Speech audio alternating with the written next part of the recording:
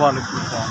दामिर bag sir, ये पेंटे पुंटे बेच रहे, पजामे लेडीज़ पेंटा बेची दियाँ ने, यही अपना काम ही है सर। 500-700 रुपया रोज़ की दिहाड़ी लग जाती, मुश्किल है, फिर भी की करिए, करना पैंदा है बच्चों को पालन वास्ते, रोज़गार यही है अपना।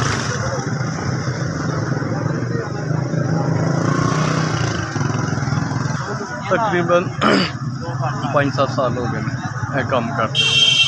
कमीशन का माल बेचीदा, कोशिश तो करी दी है ज़्यादा बेचे, लेकिन कारोबार ना होने की वजह तो जिन्ना को बिकता 500-600 रुपया बन जाता। हालात टाइट ही गए हैं तो परेशानी बहुत ज़्यादा परेशानी।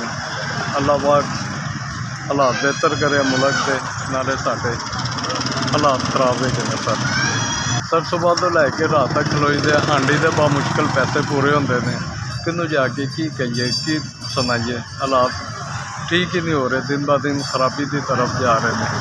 कोशिश करी दे रोज़गार अच्छा मिले, लेकिन समझ नहीं आ रही, बहुत मुश्किल गुजारा हो रहा है।